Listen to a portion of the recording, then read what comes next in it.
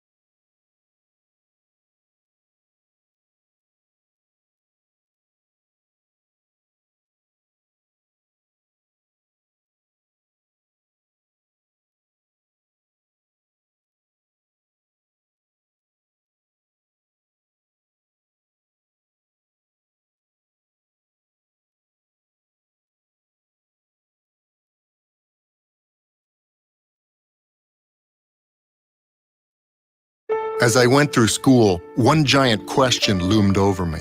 What did I want to be?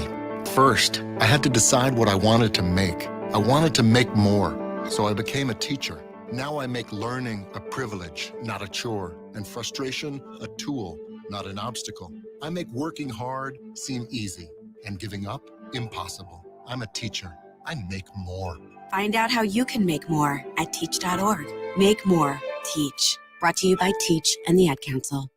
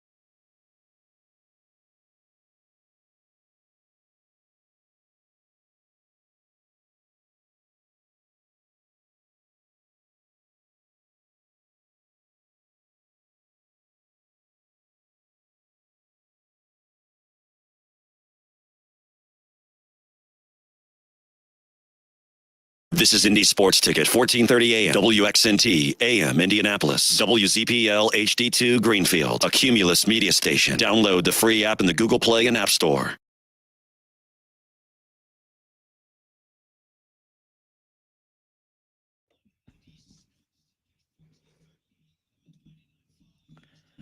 What's going on? It's the Real Jonathan Smith Show here on Indy's Sports Tickets. And Pacer season's over. Basketball's still kind of going on. The Mavs are up 3-1 against the Timberwolves. But let's be honest, you guys don't really care all that much about that series. We care about Colts football because that's the time of year that it is. OTAs, I believe, are going on right now. And yeah, I'm excited for it. You know, Mina Kimes came out last Friday, and I know I talked about this a little bit yesterday, Dan from Noon to 3, he talked about it a little bit yesterday as well. And, you know, I guess, the Colts are going to continue to be a hot pick for a team that's going to make a leap, right? And you heard Mina Kimes on Friday. She did this whole thing on how, the Colts are going to take a leap because Anthony Richardson is going to be so much better, and he's going to take a leap because, let's be honest, you can only go up when you play 4 games and attempt less than 100 passes. Like, you can only get better from there. So people are talking a lot about the Colts, and whenever people discuss Anthony Richardson and how he's going to ascend into greatness this season and how he's going to be awesome and all this stuff, they always bring up the weapons. They bring up Michael Pittman Jr. They bring up Jonathan Taylor. They bring up all these guys, including Adonai Mitchell, the player that the Colts took in the second round this year with, if I remember correctly, the 52nd overall pick. And so I have to ask the question, what are we expecting from AD Mitchell? Okay, like I think that people's views of rookie wide receivers have been contorted. Okay, like these past few seasons, really starting in around 2020, in the 2020 and 2021 seasons, we started seeing an influx of wide receivers into the NFL come in and make immediate impacts as rookies. But that's not normal. When we look at the long history of the NFL, most wide receivers come in and they struggle in their rookie seasons. It's not normal for rookie receivers to come in and make immediate impacts in the NFL. But, we've seen it, right? Like we saw what Zay Flowers did for the Ravens last year, but I'm here to tell you that that's not normal. We saw what Puka Nacua did last year for the Rams, and I'm here to tell you that isn't normal. Obviously, Nacua, he set the rookie receiving yards record last year. That's just not normal. What Garrett Wilson did in 2022 as a rookie for the Jets, that's not normal. It's not. 2020, that was the year that we started seeing some of these outlier wide receiver seasons from rookie, and that's the year that now best receiver in the league, Justin Jefferson, entered the league, and he had an outstanding rookie season in Minnesota, and, it's been all up from there for him. And then the following year in 2021, we see Jamar Chase, who was outstanding in his rookie year for the Cincinnati Bengals. 2022, it was Garrett Wilson. Then last year, obviously, Puka and Zay Flowers stood out. But when you look at the best rookie receiving seasons ever, you see all the players that I just mentioned, and then a bunch of players not from recent history. Like the next closest guys, in terms of how many years ago they played that had outstanding rookie seasons, are Odell Beckham in 2014, that was 10 years ago. Amari Cooper in 2015, 9 years ago. And Michael Thomas in 2016, 8 years ago. Okay, all 3 of those players came into the league around a decade ago, and they had, good rookie wide receiver seasons. And then everybody else is from like the 60s, 70s, and 80s. Okay, it's just not normal for rookie wide receivers to show up and provide immediate impacts. Okay, but because over the past 3 seasons, we've had some rookie wide receivers stand out, people are now expecting for rookie receivers to show up and make immediate impacts. And part of that is obviously like we're drafting receivers higher than ever, right? I think that also plays a role in it, but it's just not realistic. The history of the NFL shows us that rookie wide receivers aren't great, right? Like when we keep in mind that most rookie wide receivers come in and aren't immediate game changers. And we remember that AD Mitchell was the 11th receiver taken in the draft. Why do we expect for him, or maybe not me, maybe not you, but why do some people expect for AD Mitchell to be part of why Anthony Richardson takes a leap? It doesn't make any sense to me. That opinion's honestly, it's lost on me. If this was, Marvin Harrison Jr. or Malik Neighbors or Romo Dunze, 3 top 10 picks in this year's NFL draft, 3 guys that had outstanding college seasons, 3 guys that every draft analyst has sung the praises of. If one of those 3 guys was coming to Indy, then okay, I could get behind that idea a little bit more of, okay, this young rookie receiver is going to come in and provide an impact. But AD Mitchell isn't one of those guys. Okay, like he wasn't, like if he was, Like if AD Mitchell was a legitimate, this guy's going to come in and change our team immediately, he wouldn't have lasted until the second round, character issues aside or not, whatever it is. Okay. I think that the expectations for AD Mitchell are too high. Okay. Most rookie receivers come into the NFL and they struggle because playing wide receiver in the NFL isn't easy.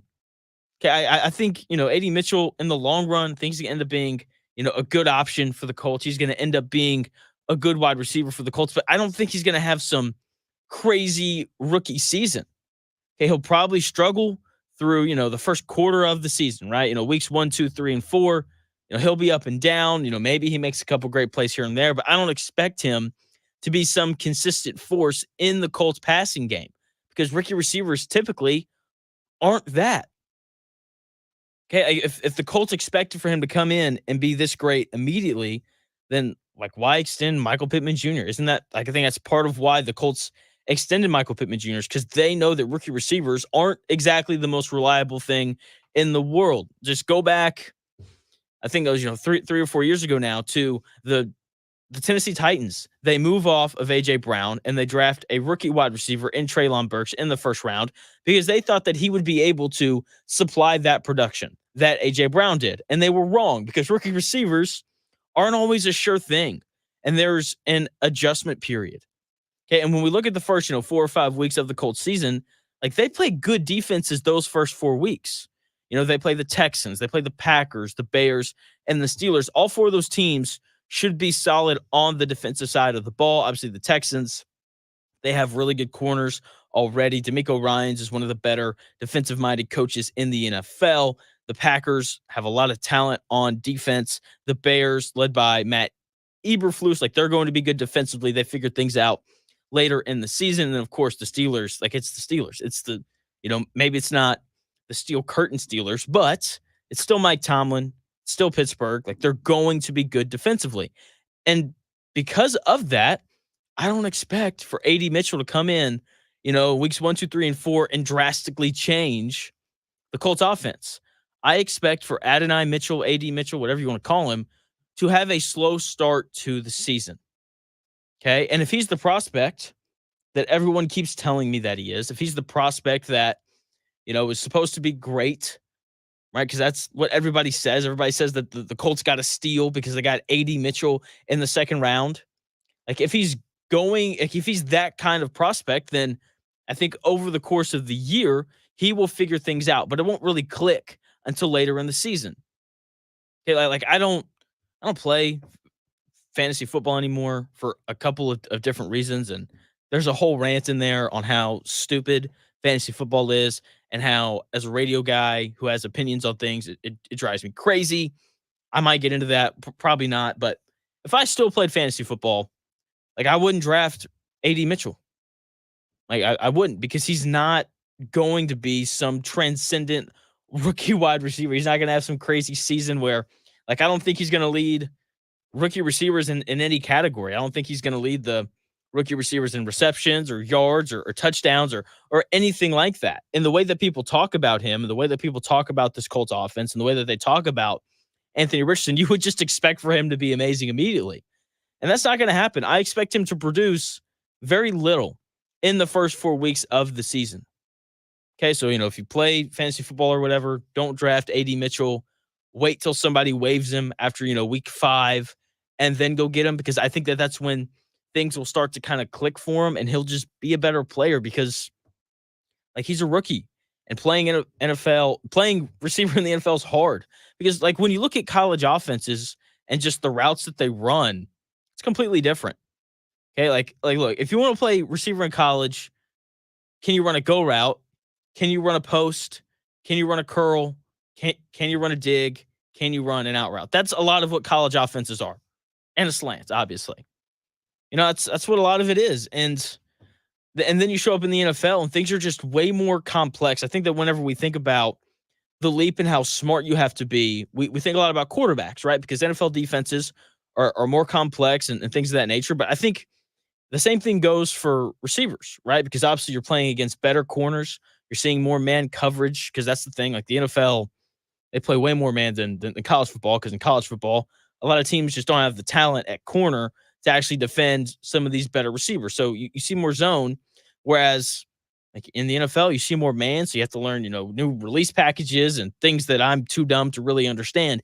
But it is a tough transition. It is not easy to go from playing receiver in college to playing receiver in the NFL. So I just think that we need to lower our expectations for AD Mitchell a little bit.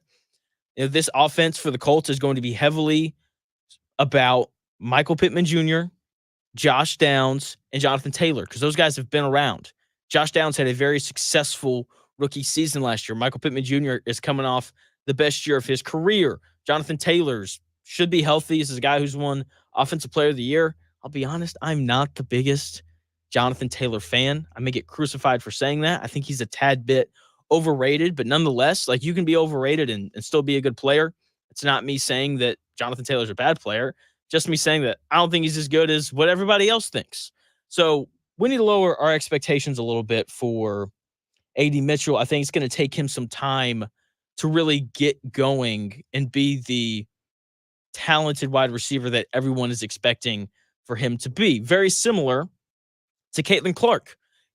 Caitlin Clark, she came into this season and we had these super high expectations for her and we expected her to be amazing right off the rip, and she hasn't been. Now, Caitlin Clark's getting closer. She played a really great game last night. She scored 30 points. She shot the ball consistently well last night, and she scored 30 because of it. And I feel like whenever I discuss Caitlin Clark, I speak as if she isn't playing well to start the season. Like, outside of the turnovers, which are a big deal, like, she's playing well. Like, she's getting to her spots. She's just not making shots. She's passing the ball well. Her teammates just don't expect the pass half the time, which I don't fully understand how that works. She's getting better defensively. Like, she's playing good basketball. And even though I've said that the shooting's been a little up and down, she has the 3 highest scoring games of any rookie in the WNBA this season. She scored 30 points last night. She's had a 22-point game, which is more than any other rookie has scored in a single outing. And she scored 20, and she's had a 21-point game, which is higher than any other rookie has had this year in a single game. Like, there's not another rookie in the WNBA who scored 21 points or more so far this season. Like, that's impressive. Like, I think it speaks to how good of a basketball player Caitlin Clark is. And last night, when she went for 30, she did it in every way possible. She scored off of the catch and shoot. She hit some sidestep threes. She finished at the rim. She finished in transition. The passing still continues to be the best part of her game. And that's not a knock on her ability to shoot the ball, obviously, but she's a great passer. Like, we get so caught up in her ability to pull up from 30 feet that we forget that she's got crazy vision, and the turnovers, I think she had 7 last night. Those are going to go away at some point. Okay. I have complete and total faith in that. Like, I'm not worried about her and the turnovers. Like, those will go away when the game slows down for her.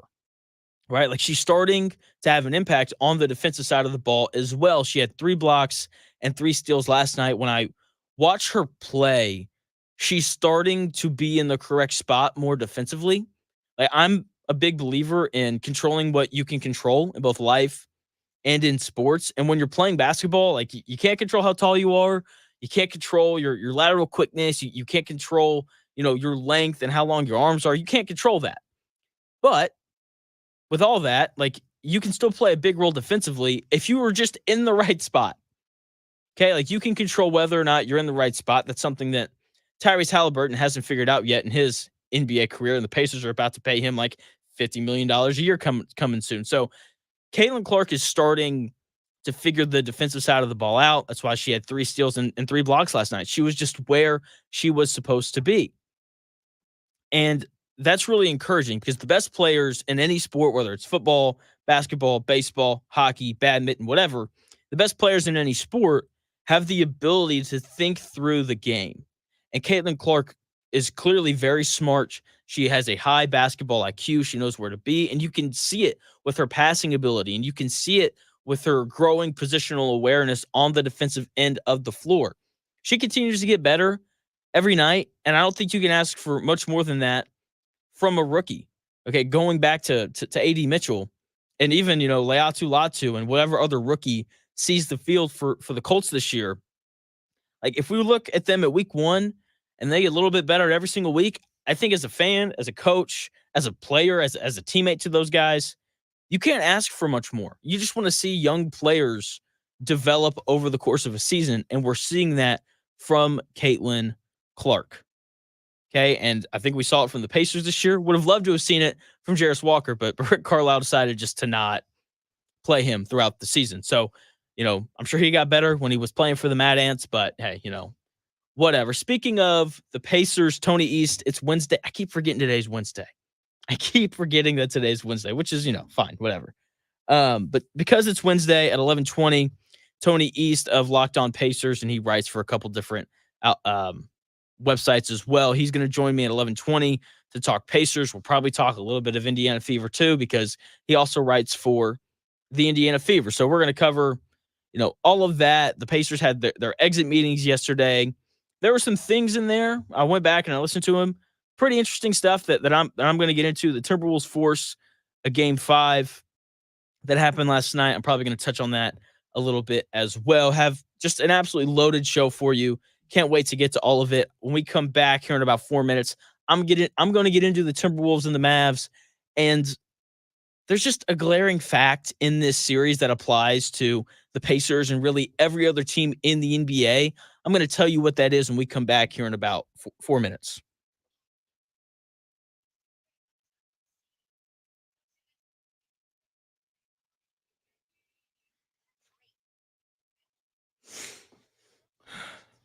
Two.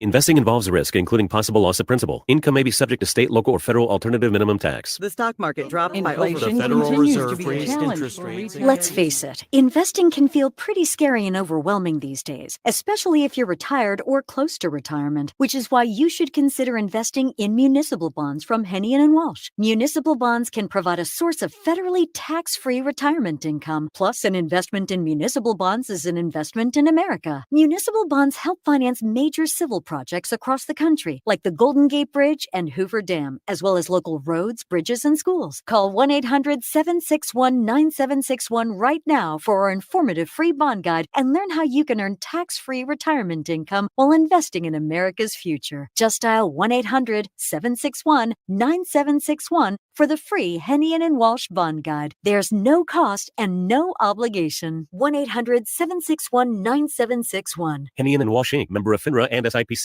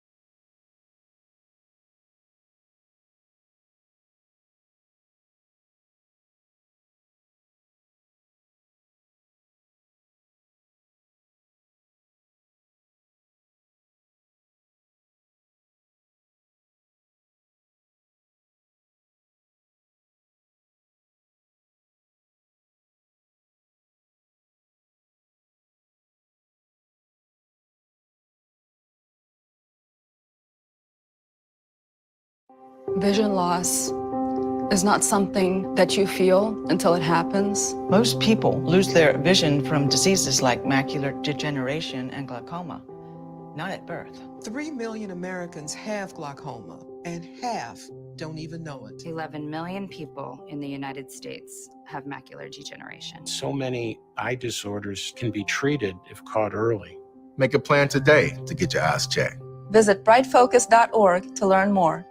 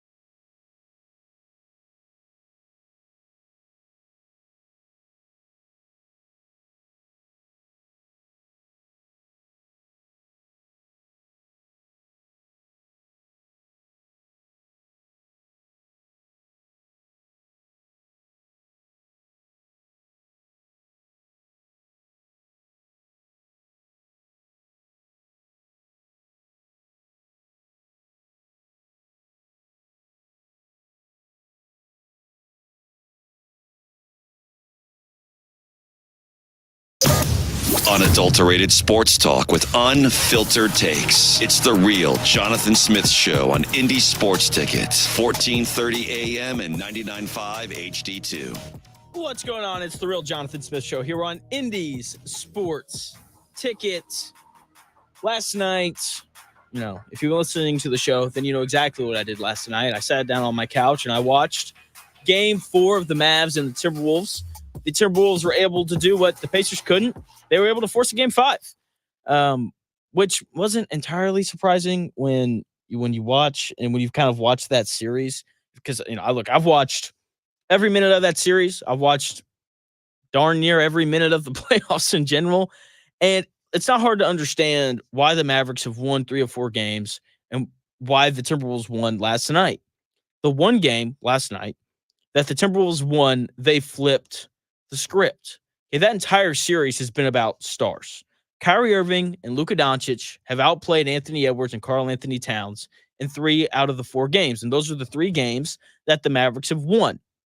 Last night, 22-year-old Anthony Edwards and Karl Anthony Towns played better than Luka and Kyrie. That is why they won. Edwards and Towns outscored Luka and Kyrie. They were much more efficient in shooting the basketball. Luka and Kyrie combined to shoot 13 of 39 from the floor. That's not very good. While Towns and Edwards shot 20 of 38, which is very good. That's over 50% from the floor from your 2 best players. Also, late in the game, Timberwolves in this great defense that we've talked about, or that I haven't really talked about, what I've heard people talk about, really more rave about than anything, showed up. They defended at a high level, and I expect them to close games like that because that is the identity of the Timberwolves. They're a tough, hard-nosed defensive team. The ultimate thing, though, was the stars for the Timberwolves. That's what wins in the conference finals and in the NBA finals. Stars win games late in the playoffs, in the conference finals. And all-time greats win championships.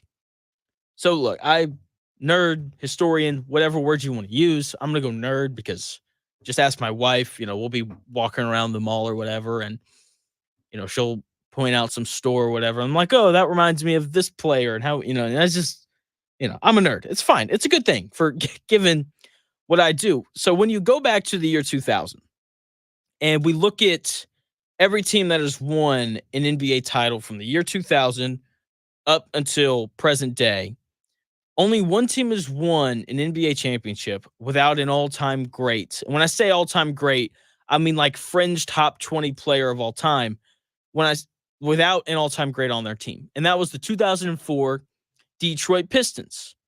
Okay? Once again, when I say all-time great, I mean like you can be considered a top 20 player of all time. And that is why it's so hard to win NBA titles. Okay, you almost always have to have some transcendent player on your team in order to do it. Okay, in the early 2000s, the Lakers won their titles because they had Shaq and Kobe, 2 guys that are arguably, I'm not here to argue about these things, arguably top 10 players of all time. The Spurs won their titles because they had Tim Duncan, an undoubtedly top 10 player of all time. The Miami Heat title, they had Shaq. I know that Dwayne Wade was great in the finals, but leading up to the finals that year in 2006, it was mainly Shaq.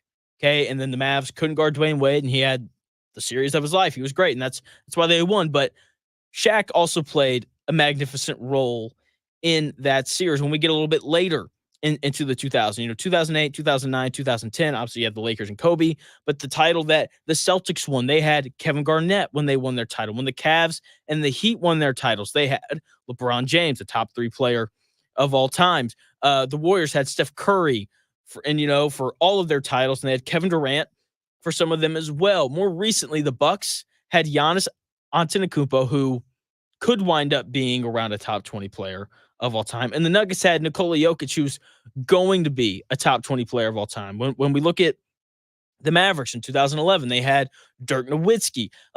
Everybody has some form of an all-time great player on their roster. And I say all of that, I bring all of that up to pose this question. Do you think that Tyrese Halliburton could finish his career? Now, look, he's only 24. He hasn't been in the league very long. He's going to get better, all that kind of stuff. But as of right now, from what we've seen from him so far, Do you think that Tyrese Halliburton could finish his career as a fringe top 20 player of all time? Can he be a sort of transcendent talent that 30 years from now, people still talk about from time to time? I don't know. I don't know if he can be that guy. And look, if your answer to that question is no, if you don't think that Halliburton winds up being that type of player, then you can expect the Pacers to win a title if he's their best player. Okay, like since the year 2000, and even going back into the 90s, like when you look at all the Bulls titles, they had Michael Jordan. When you look at the Rockets, when they went back to back, when Michael Jordan was out of the league, they had Hakeem Olajuwon. Like go back through the history of the league, and you will see that you have to have some sort of transcendent talent to win an NBA championship, right? Like there's plenty of evidence to support this idea that you need a, minimum fringe top 20 player of all time. And I'm gonna go ahead and put it out there.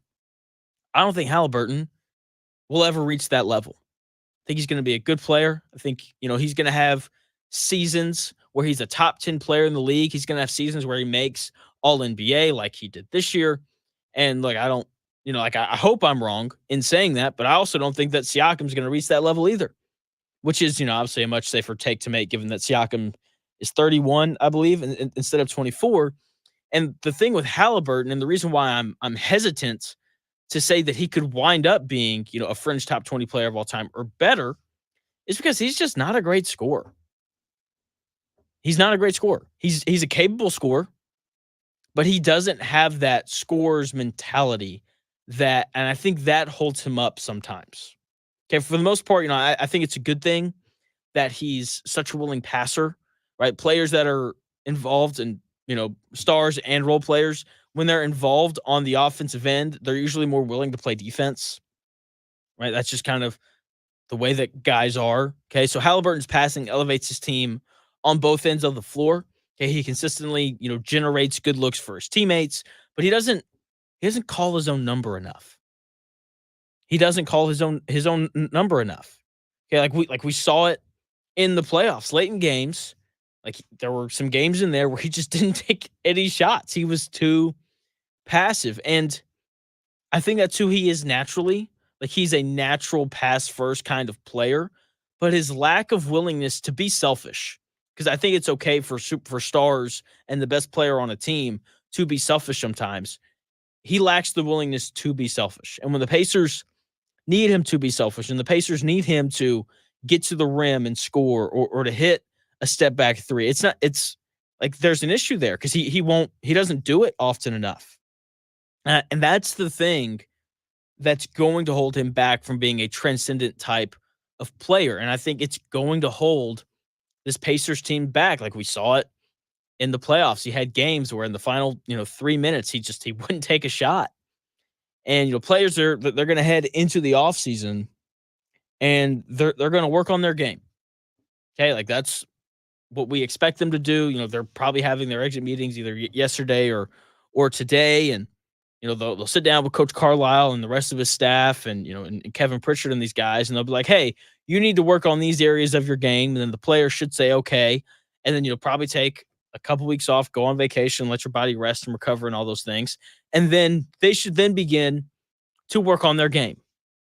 And for Halliburton, obviously, like he has to work on the defensive side of the ball. He has to get better defensively. He needs to get stronger because I think it's part of why he struggles defensively is because he's really skinny. Like I've seen tabletops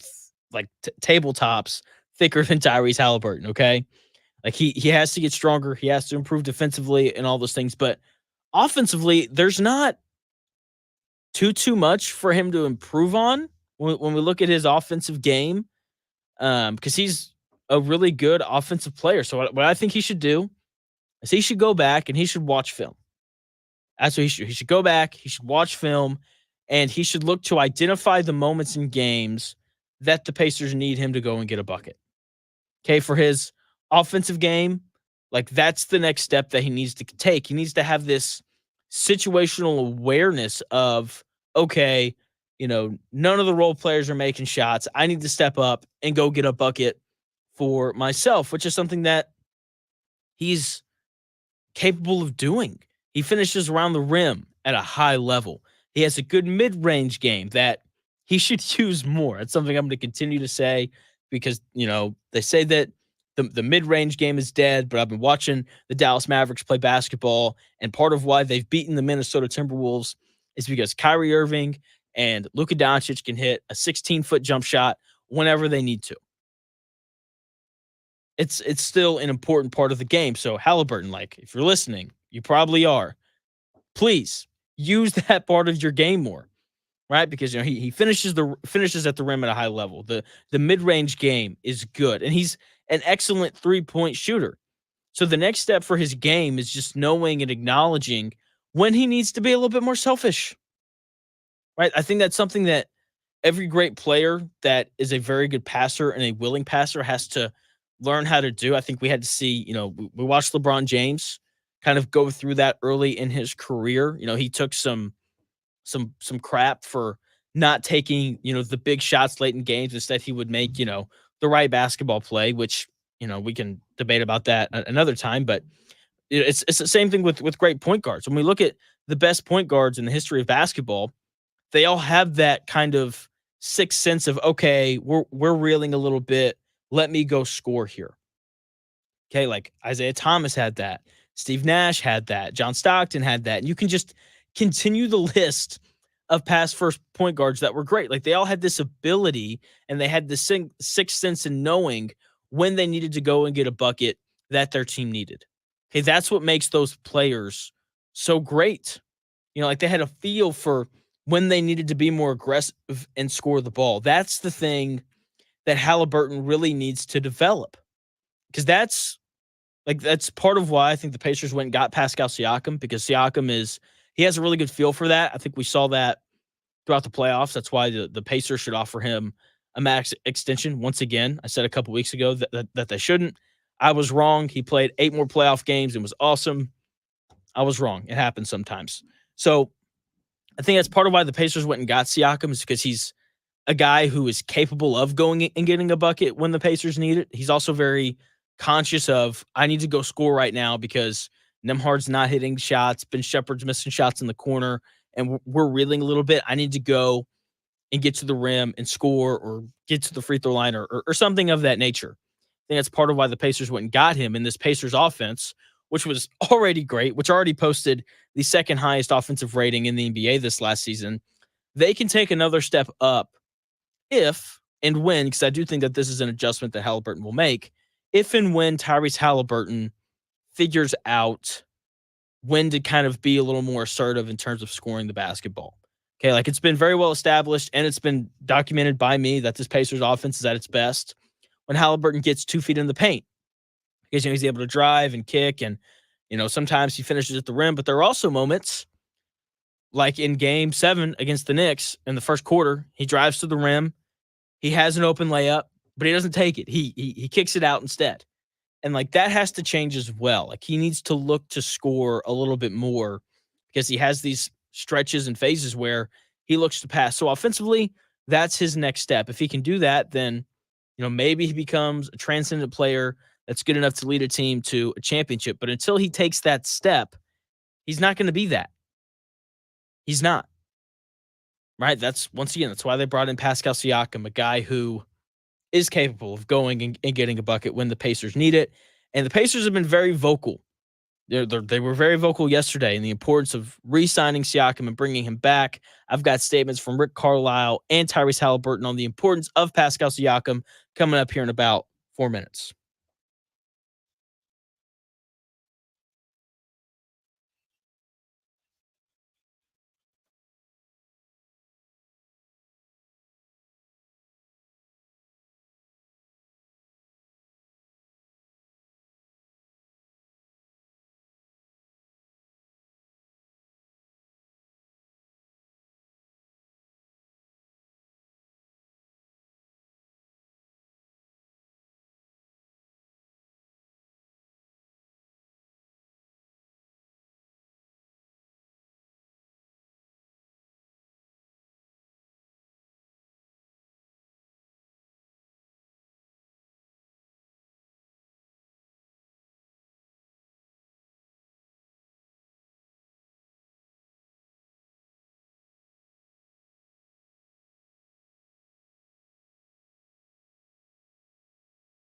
Today, we're on a quest for the ever-elusive local business. However, our search is difficult as big-name national companies overshadow their smaller competitors. If only these local businesses knew about Cumulus Boost. Cumulus Boost can increase their online presence in ways that go beyond basic SEO. Aha, a mom and pop shop victory. Get found by more customers with Cumulus Boost at cumulusboost.com. That's CUMULUS boost.com.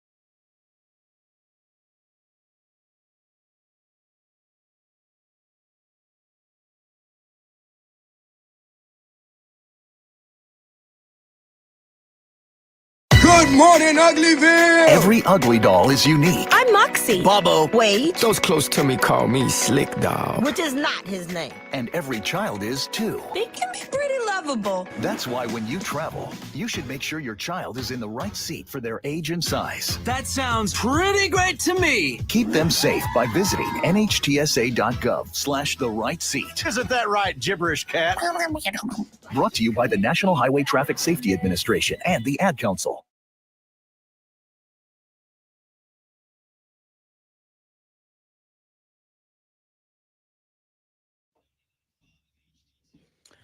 What's going on? The Real Jonathan Smith Show here on Indy's Sports Tickets.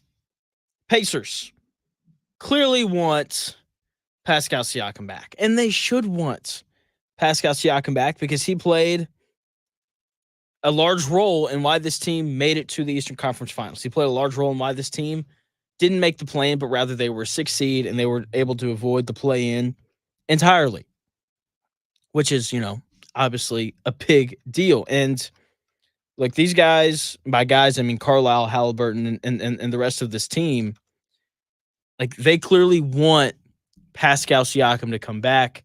They need him to come back because this team went to a whole different level on both ends of the floor because of Siakam. And like when you have a guy like that, you have to bring him back. And so they're going to offer him the max because for two reasons. First of all, like I've already said, like 3 times already, Siakam made the team better. But in addition to it, they traded away assets as in first-round picks, even though one of them was a first-round pick this year, which, is like you're not giving it much because this year's draft sucks. We're going to talk about Bronny James staying in this year's draft. Probably here at some point. That's official as of today. So, the Pacers, they gave up assets to acquire Siakam. And he was good for him. He played really well. And the recruitment of Pascal Siakam has already begun yesterday during exit meetings. Rick Carlisle was asked about Siakam, or he wasn't really even asked about Siakam. He was asked about what are the first steps that are going to be taken this offseason to improve the Pacers team. And Carlisle was very straightforward, as he often is, saying that the first step in being better next year, or being just as good next year, is bringing back Pascal Siakam. Here's Pacers head coach Rick Carlisle on the importance of bringing back Pascal Siakam. Well, for the first very important step is to begin recruiting Pascal Siakam in earnest. That'll start today with exit meetings. He's a great player. He was tremendous for us. The acquisition of him in late January really was a key enabler for us to not only make the playoffs but be able to advance in the playoffs. And so that's something that you just simply cannot take for granted. You trade for a guy, he has a good experience, but you gotta let him know how important he is. And so that will we've been doing it all along, really, but today is more of a hey, you're our guy. That was Pacers head coach Rick Carlisle on Pascal Siakam and how the Pacers want to bring him back, and they should want to bring him back. I know that the Pacers got swept, but the only reason why the Pacers had any sort of chance in games 3 and 4, the only reason why the Pacers had any sort of chance in game 1 was because of Pascal Siakam. Okay, he provided a new type of offense for the Pacers, right? Before Pascal Siakam showed up, this Pacers team was all about each other. Okay, it was all about, we have to move the ball properly in order to generate any sort of open look. And having a guy like Tyrese Halliburton, he obviously helps create those opportunities, right? He obviously helps put the defense in rotation, whether that was, him going by somebody off the dribble or, him coming off a screen and roll and just making the right pass. But here's the thing, though. It is really hard to play great team offense for 48 minutes. It's difficult, especially, when, 10-ish minutes a game, your best player, Tyrese Halliburton, who helps generate a lot of that good team offense, is on the bench. It's hard to do that. So you bring in a second star, a second scorer, or really the only scorer, in Pascal Siakam, a guy who is capable of getting his own shot and a very willing passer and fits really well into the system as a whole. He needs to improve his three-point shooting. That's kind of, I think, the big thing for him, heading into this offseason. He's great in the corners, but out on the wing and at the top of the key, I think he needs to improve there a little bit. But he was really the only guy for the Pacers that consistently in the playoffs was able to go and get a bucket on his own. And that's a valuable thing to have. It's an important thing to have. You aren't going to win multiple playoff series or a title or anything unless you have a guy who can go and score when you need it, when you need a bucket, when the team offense isn't working as a whole. You have to have a guy that you can say, here's the ball, please go score. And then they do. That is what Pascal Siakam provides for this Pacers team. And Halliburton knows it. Halliburton understands it. He was asked yesterday about the importance of Siakam, and here's what the Pacers starting point guard said. Yeah, obviously, it's a big deal to bring Pascal back. Just a great addition to our team and an amazing player. So, he knows I'll be texting him nonstop, calling him nonstop. We all would love to have Pascal back, and that's definitely the plan. So I can't speak for the man by any means, but I'm going to do everything in my power to make sure Pascal Siakam is in a Pacer uniform next year. And, I'm excited to, begin that recruiting process, I guess, but just to have him as my teammate for the foreseeable future, hopefully for the rest of his career, and hopefully I'll play him so the rest of his career, but that's definitely the goal. That was Pacers starting point guard Tyrese Halliburton on how he's going to recruit Siakam to come back and how he's an important part of this Pacers team.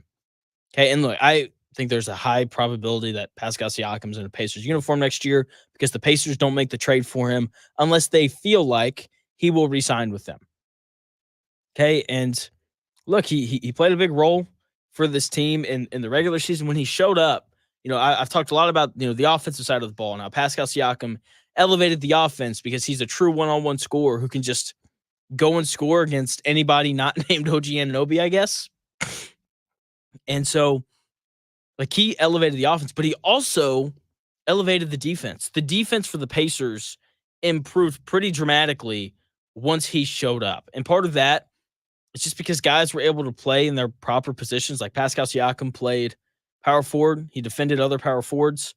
And, it wasn't Aaron Nesmith trying to defend power forwards. He was able to play small forward, and Nembhard was able to play shooting guard. And it helped the Pacers be the right size at every spot. I think the addition of Siakam is a large reason why they went from being, a bottom 3 defensive team before the All-Star break in terms of defensive rating to being 18th, which is much closer to, the middle of the road. So in addition to adding, another layer of offense for the Pacers, he also helped them out defensively. Like, they had a legitimate power forward when he showed up. I thought he did a decent job of playing defense. He was usually in the correct spot. Yeah, I know that he had some struggles in the Eastern Conference Finals, but he was guarding Jaylen Brown, who's one of the better offensive players in the league, who's, probably more of a small forward guy who's just quicker than Siakam. And look, when you're on the perimeter defending a guy who can handle the ball as well as Jaylen Brown does and is also incredibly quick, good luck. Like, you're not going to guard anybody when that happens. And I said yesterday during the power hour with Kent and Dockich from 2 to 3, usually on Mondays, but it's really just whatever the first day of the week is. And so I mentioned that the Pacers were ahead of schedule, and they're like, "What does that mean?" People say that all the time. What is it? Blah, blah, blah. Which is, fine. They're entitled to their opinions on that kind of stuff. But nobody thought that this Pacers team was going to make an Eastern Conference Finals run, and this team doesn't make an Eastern Conference Finals run without Pascal Siakam. He allowed them to be ahead of schedule. And I'm going to continue saying this because guess what? Rick Carlisle yesterday, just echoing my thoughts, saying that the Pacers were ahead of schedule. And like, here's the clip right here. Rick Carlisle mentioning that the Pacers are ahead of schedule. He goes a little bit into why the Pacers are ahead of schedule and what has to happen this offseason in order for them to continue building on the success that they had this season. Here's Pacers head coach Rick Carlisle. A year ago, we sat internally and talked about a plan to reach the Eastern Conference Finals within 3 years. And so it happened in 1 year. Now this is year 2 of a rebuild. This has been accelerated significantly by a couple things. The acquisition of Tyrese Halliburton, which changed the trajectory dramatically, and the acquisition of Pascal, and the fact that all these pieces fit well together put us in a strong position this year. So a lot's been learned. Guys that have been first-time playoff players have learned about the intensity, the road environment, the physical and mental demands of playing every other day with elevated competition virtually every week.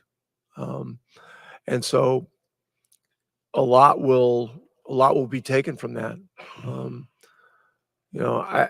I've been very forthright about the fact that we're a small market franchise, but we have big dreams. When we qualified for the playoffs after beating Atlanta in the last day of the season, I was very steadfast about what our attitude needed to be going into it, that we just weren't simply just happy to be there.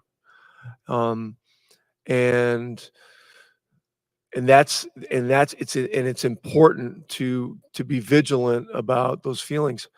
That said, this is a league that is more even from top to bottom than it's ever been. The margins are very slim.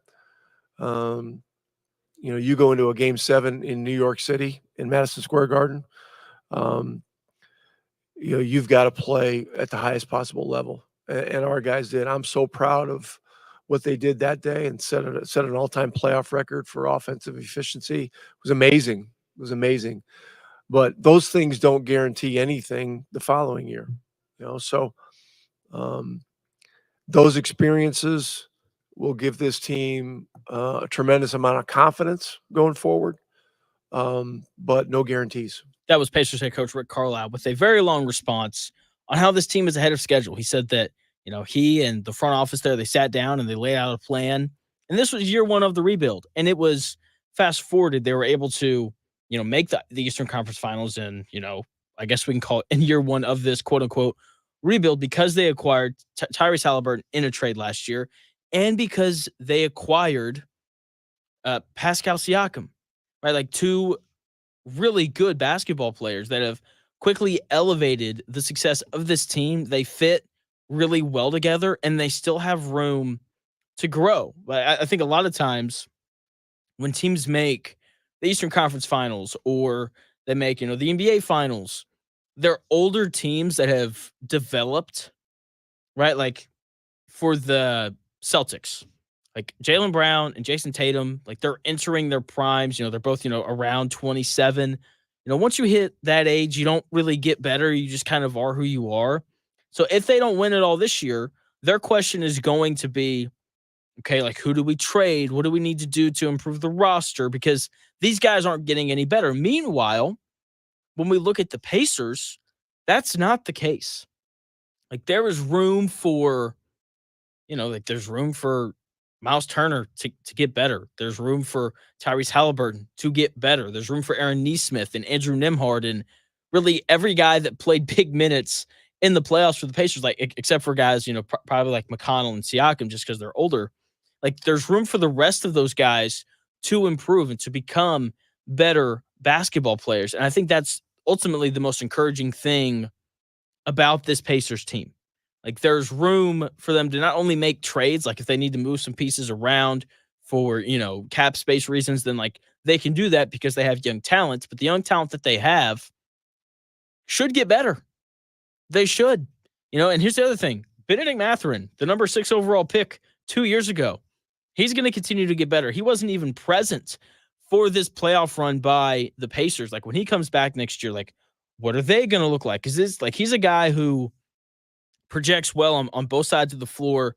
I hate that he got hurt when he did because he was going to a whole new level in terms of his ability to score the ball. He was hitting step back threes. He was shooting 38% from three on the season. And it wasn't just catch and shoot stuff. Like he was putting the ball on the deck and creating space and getting good shots off. And like he was about to kind of reach this next level. And then, he tears his labrum and we don't see him for the rest of the season. But like he's another piece that's going to enable this Pacers team to be a lot better. He's also going to take some of the offensive weight off of Halliburton as well, where maybe Halliburton can sit back and relax a little bit more and not do quite as much.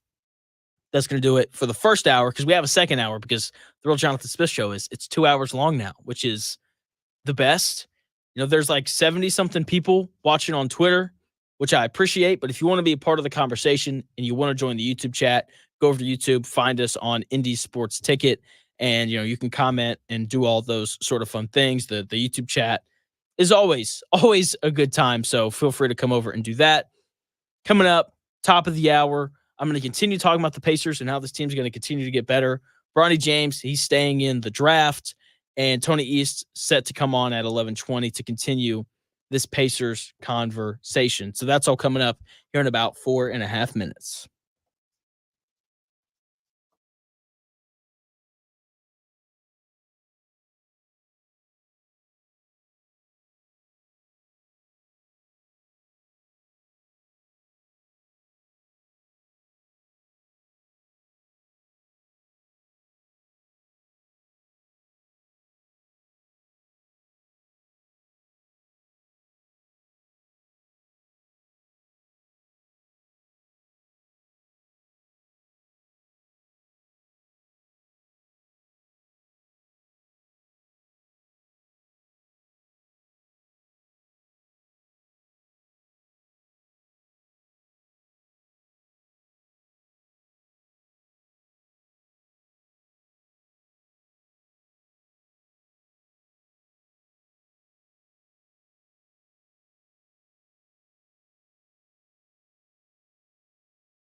Hey, no matter what draws you to the water, the Yamaha 2024 boat lineup is going to make you feel right at home. Enjoy the spacious layout, the advanced technology. By the way, all standard and used to create an incredible experience. If the water is calling you, there's a Yamaha boat waiting for you. So please contact our friends at Just Add Water Boats. Go to justaddwaterboats.com. They're ready to meet all your new and used boating needs.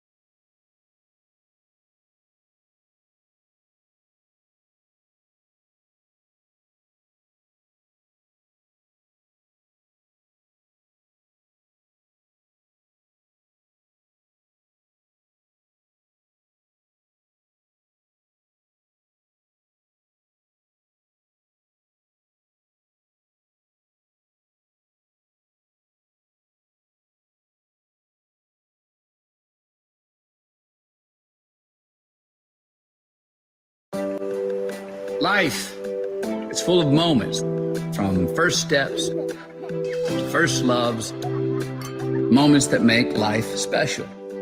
Now, life can also bring us difficult and disruptive moments like a cancer diagnosis, which is why the groundbreaking work of Stand Up to Cancer is so vital.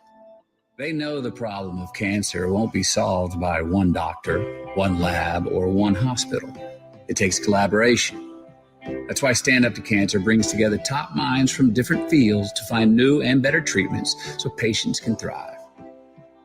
So when it matters, we can all show up for moments of a lifetime. Please join Stand Up to Cancer and Myrtle Beach to help families get back to where they belong, making new memories for years to come.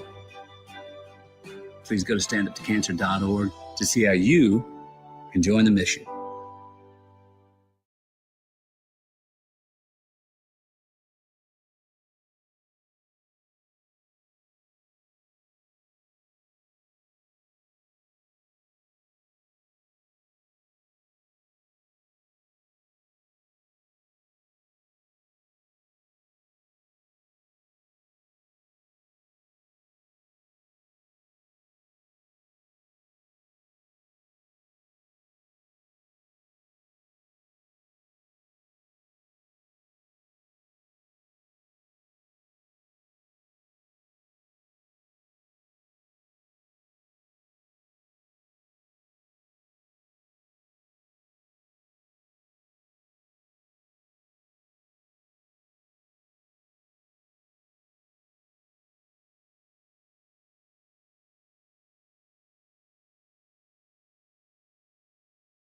This is Indy Sports Ticket, 1430 AM, WXNT, AM, Indianapolis, WZPL, HD2, Greenfield, a Cumulus media station. Download the free app in the Google Play and App Store.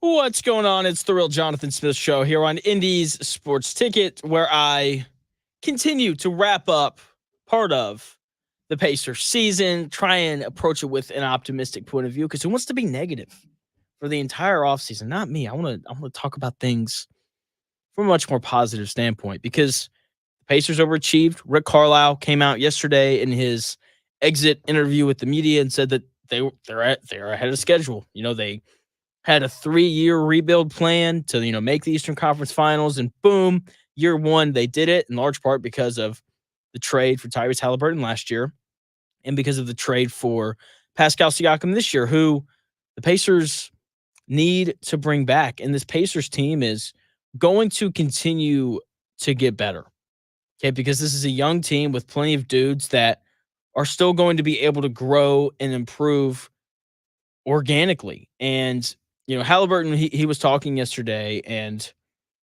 he was right. Like, I was sitting there, and I was listening to his post, exit meeting, all that kind of stuff. And he hit on this point. So here's Halliburton on how he plans to get better in the offseason. I really like what he said in this clip on just himself and how he plans on improving and how this Pacers team as a whole is going to get better. Here's Pacers point guard Tyrese Halliburton. Yeah, just beginning to create a plan. What makes the most sense? Obviously, it's no secret that it's no secret that I got to get stronger. My body has to get stronger to uphold playing, hopefully 82, it's not even 82 anymore. I plan on making the playoffs 100 games. You know what I mean? How can I have my body be prepared for that? And that a lot of that comes with my strength development and those things. So, I think the great part is, or the thing about my hamstring is like, you have to lift to get it stronger, but you also have to give it appropriate rest. I never got appropriate rest the whole year because we're in the middle of a season. So the balance of that can be tricky, but I'm excited because our medical staff and me have already began to, create our plan for the summer and what makes the most sense for that. I understand that that's a big part of my development. And I think in the NBA, it's interesting because it's like, it's always, who can you trade for to get better and this and that, and what can it take? But I do think there's like an organic growth of all of us individually. You know what I mean? I think that's really the next step for us as a group is we got the pieces. We just organically, everybody's just going to have to get better, and we're all young and we got a lot of time to do that. But we obviously want to do it quicker than expected. So everybody's got to have a good summer, and that starts with me. And I plan on it, and just getting ready for the Olympics, and then having my strength coach and trainer with me the whole time will be good for me. And I mean, it's the Olympics. Nobody's playing 40 minutes, so our minutes will be down. We got a great team. So with the minutes that I'll be playing, I'm sure I'll be able to lift like it's still summer. So that'll be good. That was Pacers starting point guard Tyrese Halliburton on how he plans on improving over the season and how this Pacers team as a whole should continue to get better. I really appreciate him talking about the strength stuff because, that dude's pretty thin. He's small guy, got bullied throughout the playoffs because of that. That should also help him, I think, defensively improving the strength. It should help him to stay healthy. Like he said, didn't get proper rest during the season. And, it's the middle of the season. The Pacers needed him in every game that he played in order to make the playoffs and not be a play-in team. Also, obviously, he's incentivized to play because, these guys care about awards. They just, they do. Okay, everyone wants to be named to all NBA. Everybody wants a chance to win the MVP. All those different types of things. Like, guys want awards because guys want to be considered as better players. They do. And when people have discussions and people like me come on the radio and we talk about the best players in the league, we are going to talk about things like how many all NBA selections do you have and things of that nature. And also, obviously, the dude wanted to get paid. I don't blame him in the slightest.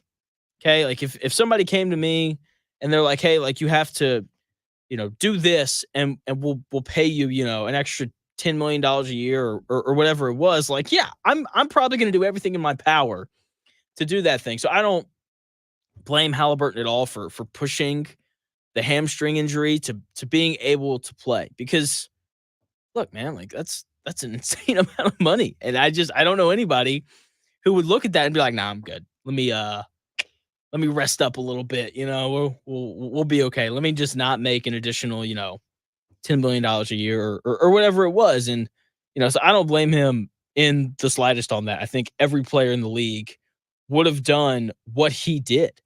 And so I have no issue with him, making that push, coming back a little bit early to, secure the bag. So to speak. So I have no issue with that. But the most interesting thing in there is where he talks about how they can grow organically.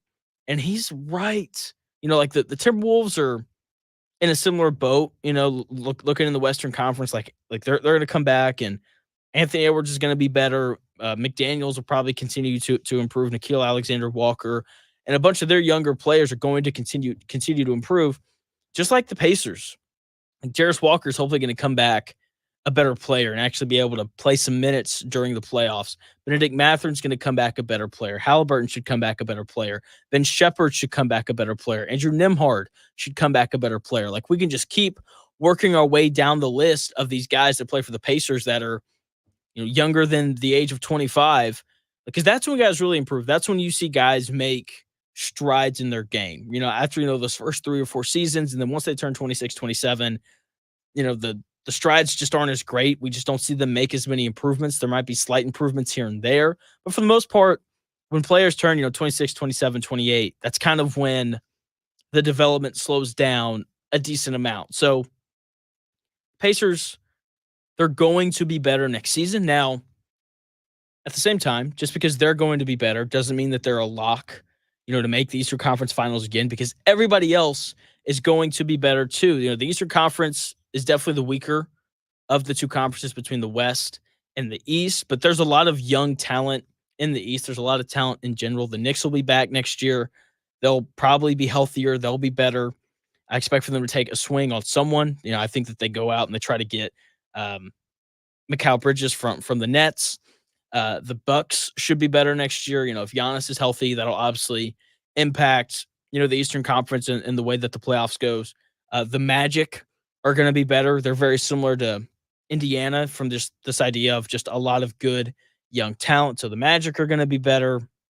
And obviously Boston's not going anywhere as long as they have Brown and Tatum. So the Eastern Conference as a whole is going to be tough for next season. And because of that, like, the Pacers don't have to get a little bit better.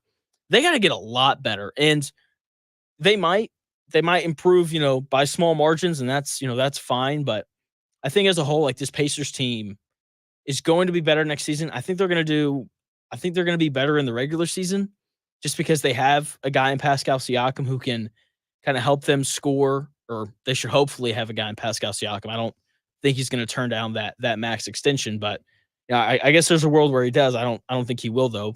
And so if he's back in a Pacers uniform, the Pacers having that guy who can go get a bucket when they need it is going to be a big deal.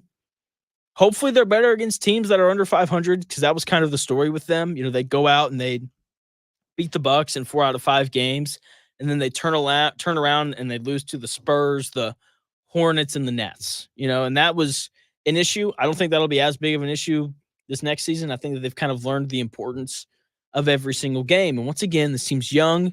They're going to continue to get better. And that's why teams like to draft younger players, because there's just more time for them to improve. Whereas when you draft a guy who's 23, it's like, okay, like, he may get a little bit better, but he's not going to get exponentially better over the course of his season. So when it comes to Bronny James, a guy who's going to get drafted because nepotism's a real thing, and his dad's in the league, and LeBron's going to opt out of his contract, and he came out and he said that, he wasn't going to follow Bronny. I'm not convinced that that's true, because I think LeBron really wants to play with his kid. I just, like, he has said that. He said that he wants to play with his kid. And so, yeah, Bronny James is going to get drafted. It's official as of today. I believe, last night at midnight was, like, that was the final minute. That was the deadline to pull your name out of the NBA draft. Bronny James left his name in. So he's officially on the board. He's going to get drafted late in the second round. That's what I'm expecting. There's rumors that the Suns are talking about taking Bronny James in the first round at like 20. I think they have like the 22nd pick. They've talked about taking him and then trying to get LeBron James to come and play on a veteran minimum. I don't think that's going to happen, but whatever. So I'm just trying to prepare you. Bronny James is going to get drafted. It's going to happen. And he may not be very good. I think he's going to surprise people. He's a little small. He's only 6'1", but his wingspan is almost 6'8". Like, he almost has a 6'8" long wingspan. It's like 6'7" and 3/4 inches. So he's got long arms, which will help him. He's not going to be a star by any means, but he could be a player that's, an important role player. He's athletic, so he should be able to play defense. He, in all the videos I've seen, he looks like he's a good shooter. The release is a little bit slow, but, because he's 19 years old, like, there's time for him to improve that before you expect him to be a consistently contributing NBA player. So he's gonna enter the draft. The Pacers have multiple, late second round picks. They drafted him. I wouldn't mind it because this draft is terrible. It's awful. Like, I've been meaning to text a couple GMs because I have general managers' phone numbers. It's kind of crazy, and I want to see, because I've heard things, and different people that are different journalists have said things like this year's number one overall pick would usually go like 8th overall in like a normal draft. Like, it's an awful draft. It's atrocious, and I think that's part of why Bronny James is staying in the draft, because if he came out in a normal season, it'd be way harder to justify drafting him. Okay, it would be. Like, the Pacers took Ben Shepherd in the second round last year, and he's a much better player coming out of Belmont than what Bronny James is coming out of USC. But because there's slim pickings this year in the draft, it's like, what are like you might as well take him because there is an outside chance of taking LeBron James. And if LeBron James wants to play with his kid, I wouldn't blame him. I think it'd be cool. I wasn't around for Ken Griffey Jr. playing with Ken Griffey Sr., but like one of the coolest moments in the history of sports is them hitting back-to-back home runs. Like, that's awesome. Like, it would have been so cool to be in the building or in that clubhouse and just to experience that moment. And so, like, Bronny James, he's going to get drafted because that's just the way that the world works. Okay. Like, kids get jobs because of their parents and, finance or radio or, landscaping or whatever it is. Like, kids get jobs because of their parents all the time. Happens every single day. Like, college kids just graduated, they're entering the workforce, and I bet you a lot of them got jobs because of who their parents are. Like they say, it's not who you know, it's not what you know, it's who you know. Because connections and making friends and networking and all those things are important. And look, when you have a dad like, LeBron James, it just makes it so much easier for you. And, is that right or wrong? I don't know. Does it make it easier? Yeah, it does. You bet it does. And, this is the way that it works. Like, some kids, like, they are born with a little extra privilege because of who their parents are. That's what's happening to Bronny James. He's going to stay in the draft. He's going to get drafted because of it. I think it's really hard to evaluate him because I just think it's hard to play basketball coming off of a heart attack. Okay. And so he'll be fine. I think, like I said, he won't be a star, but he could potentially be a really good role player. I think that's kind of more of the projection for him anyway. So we'll see. It's going to be interesting to kind of see what he does. I've got Tony East coming up here in a couple of minutes. He's scheduled to join me at 11:20. I can't wait. I can't wait for football season. Okay, I'm going to talk about Adonai Mitchell coming up here in a bit. Fair expectations for him. The Timberwolves, the Mavs, they're going to, game 5 back in Minnesota. At what point, if you're up 3-0, how many games does the opposition have to win for you to then become nervous? And this is something I've been trying to figure out because I don't think that the Mavs are like nervous yet. I think if they lose game 5, then they definitely become nervous because they know that they basically have to close out game 6. When we talk about, teams coming back from down 3-0, we'll see it at some point. I don't think it's going to be this series because Luka and Kyrie are both, arguably they've been the two best players in the series so far, for the most part at least. That changed last night, but I'm very intrigued to see how this series continues to maneuver and go on. So we'll see. Mavs need to win tomorrow night to, get it going. Can we talk about how stupid the NBA is? June 6th is when the finals start. We're going to go like a whole week without basketball potentially, which is just terrible. That's just an awful way to do things. So speaking of basketball, Tony East coming up. We're going to talk Pacers and just the end of their season. Disappointed, excited. What's the future look like? What's the offseason look like? I'm getting into all of that with Tony East when we come back here in about 4 minutes.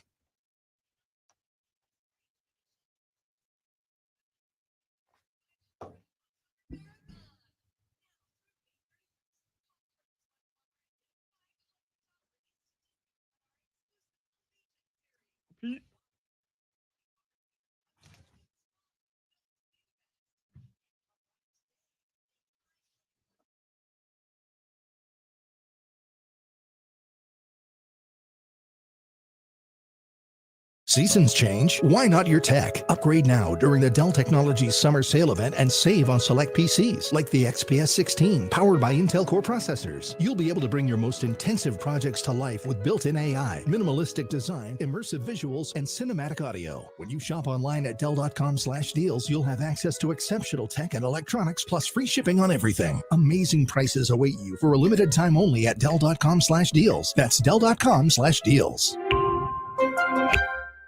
Do you owe the IRS $10,000 or more in back taxes? Are you being audited or investigated? Has the IRS sent you a letter demanding payment? You may not owe what they claim. Make this free call to the tax doctor now. Let them negotiate with the IRS on your behalf. Call 800-215-2418, 800-215-2418, 800-215-2418.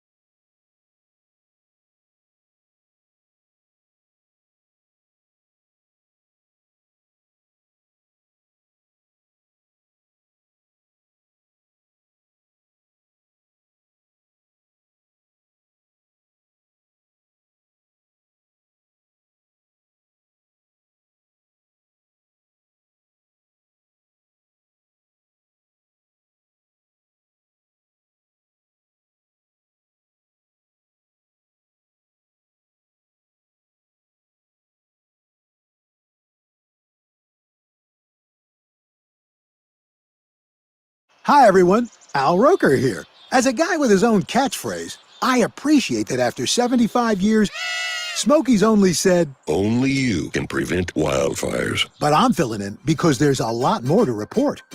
Like when it's dry or windy. Be careful burning yard waste, because wildfires can even start in your neck of the woods. Go to SmokeyBear.com to learn more about wildfire prevention. Brought to you by the U.S. Forest Service, your state forester, and the Ad Council.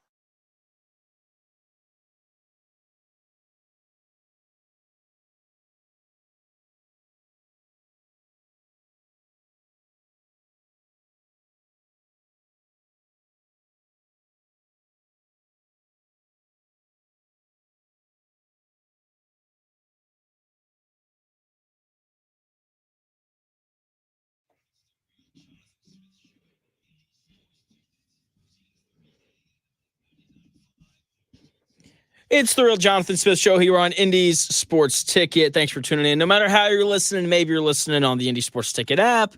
Maybe you're watching the live stream on Twitter. Just follow us at Ticket1430. Maybe you're watching the live stream on YouTube. Just search for Indy Sports Ticket and you can watch us there. Joining me now on the phone, host of Locked On Pacers, writer for the Pacers on many outlets, also writes for The Fever. It's Tony East joining me, as he always does, at around this time. Tony, how are you, man?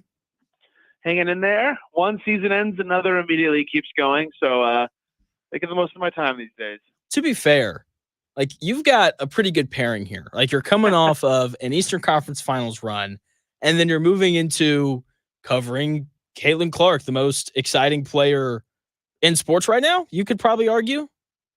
I think so. I mean, the thing that made it so interesting for me personally, like no one cares too much about this, but like usually the Pacers season ends and then it flows like right into Fever training camp. So it's really easy to kind of juggle both.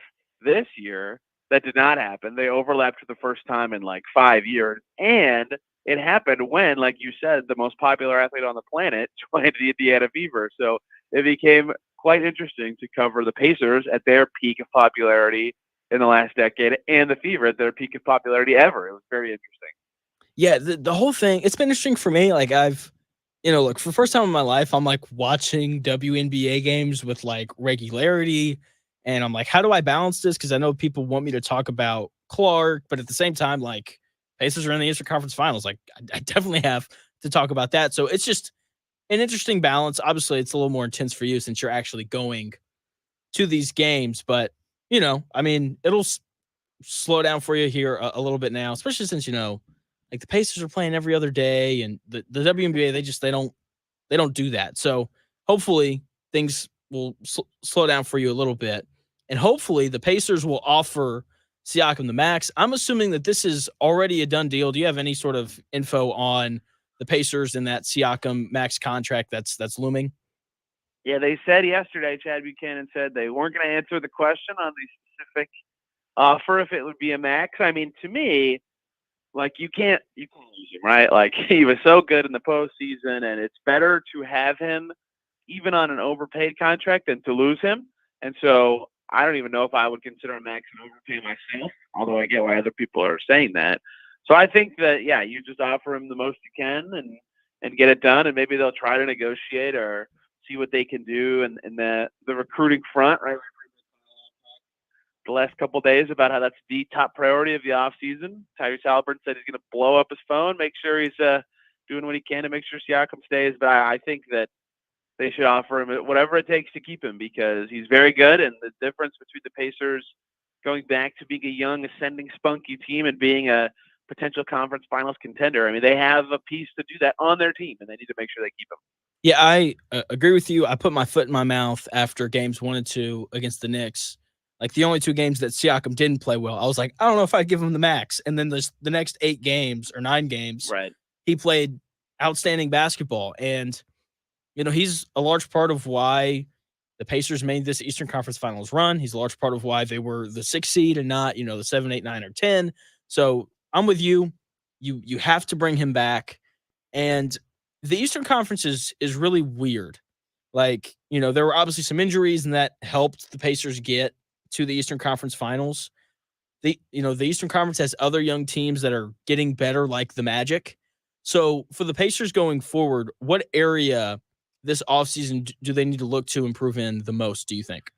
Yeah, it's going to be fascinating because the league are set up and the way that their free agency is, it's going to be very tempting and likely kind of right to run it back, or at least very similar to what their team was last year. I used that exact phrasing in a question to Chad Buchanan yesterday. Like, how do you feel about doing something like that? Because after you make the conference finals, that's not, no one's going to crush you for that at all, right? You had a great team. You had the Final Four of the NBA. Like, you can keep that team together. And yet, to keep up with these teams you're talking about, your young ascending Orlando Magic and Cleveland Cavaliers and all these teams in that kind of swath of 4 through pick your number in the East.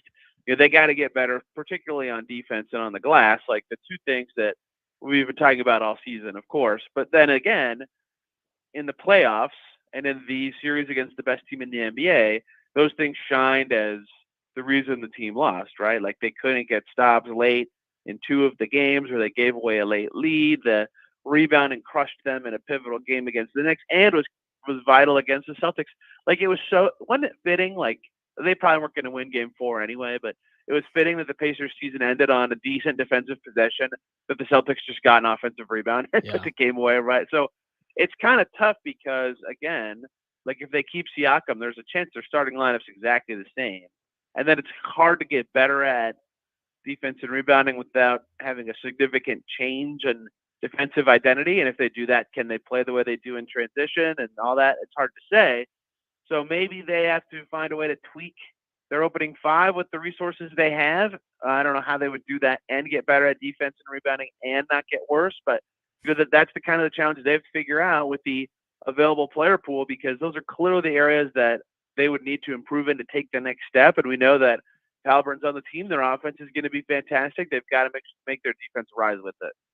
Joined by Tony East of Locked On Pacers. Yeah, I'm with you. Like defense, rebounding, those things have to improve. And, Halliburton said something yesterday during his exit interview that I agree with and is a great point. Like this team's really young.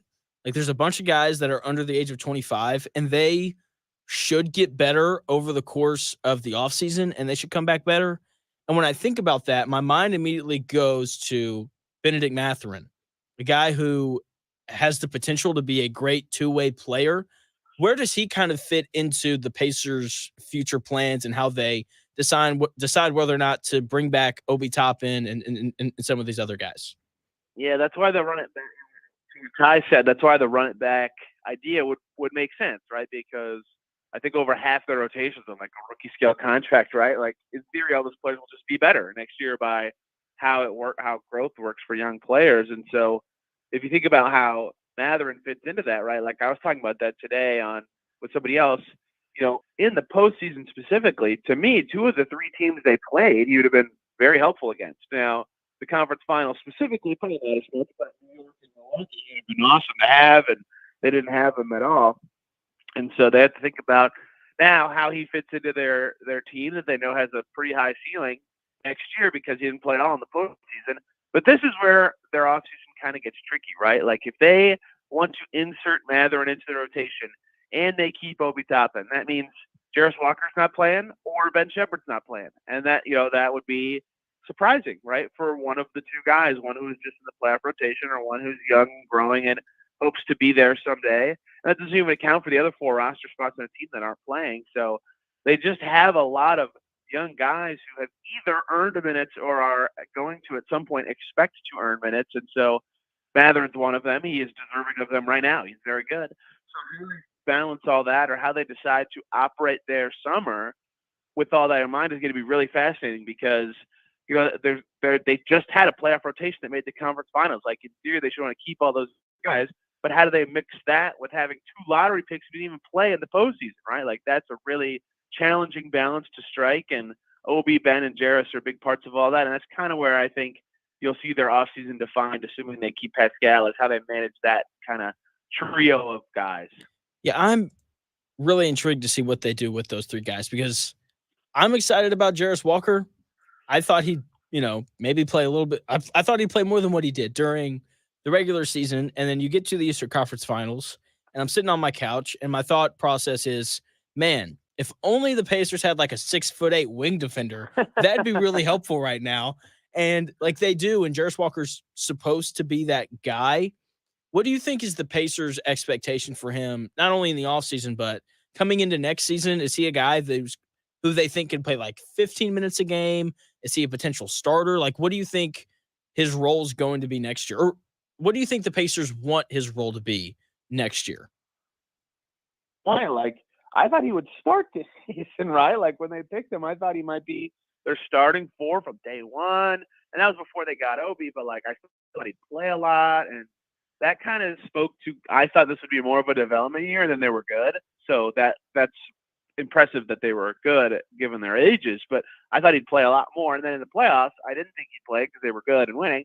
And then people were arguing he should play late after Halliburton got hurt, and there was good argument for it. And they played McDermott, and actually McDermott did okay in those last two games. But he never hit the floor as much as everybody thought. And that's why I wanted to ask Chad Buchanan about him yesterday, their GM, to see what they think of his season, what they think of what he's done, what they see of him going forward. I kind of feel like the team, because his shot got better, feels like he could play the three, which is valuable. Like he could kind of, to me, play 3 through 5 because the standout skill for me with Jarris Walker is his passing. He's such a good passer. He's got great feel for where to put it or what kind of touch he needs to put on the ball when he's giving it to a teammate.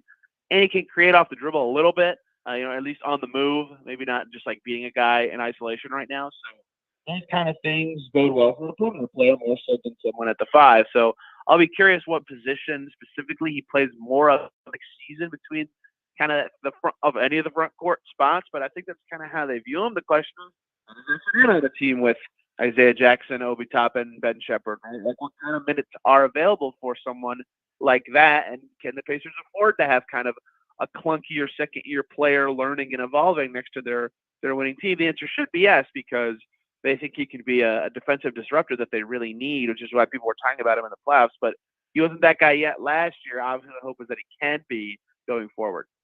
Yeah, him playing the 3, once again joined by Tony East of Locked On Pacers. Jarris Walker could play the 3. That'd be awesome because there's just this real movement in the NBA towards having a lot of size. And if you're able to run, Halliburton out at point guard, who's, 6'5", 6'6", Nembhard's listed at 6'5". I don't know if that's true or not. He looks a little shorter than that to me, but, let's just say he's 6'5" for fun. Then, you got him playing the 2. Jarris Walker's he's the legit 6'8" at the 3. Pascal's, 6'8", 6'9" at the 4. And then, of course, Miles at the 5. That's a lot of size, which just helps you play defense. And when I think of Jarris Walker, I just that clip of him defending Kawhi Leonard against the Clippers. Just it lives in my head rent free. I dream about it, and I'm just this guy's got to turn into something. Even if he can just kind of play like a Jonathan Isaac role next year for the Magic, where he just comes in and he plays 20 minutes of outstanding defense. That'll really elevate this Pacers team. So I'm interested to see how he improves. And obviously Halliburton, defensively, he has to get better. He has to get stronger. How do you think his time in Paris is going to impact his progression over the summer?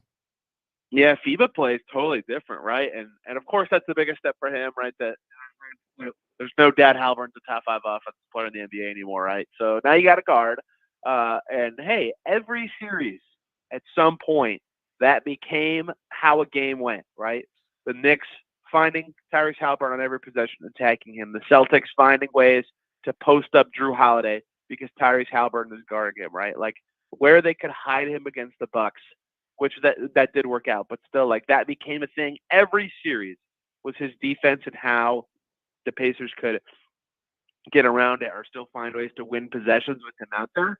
And so that is where he's got to get better, and he knows that certainly, and Team USA will be his best chance to do stuff like that. And the reason I bring up FIBA specifically is the rules are different in international basketball in those tournaments, and it is way more physical in general. Post play dominates when I believe there's no 3 in the key. There's no offensive goaltending. All sorts of stuff that make it more viable to be around the basket and be physical and fight like that.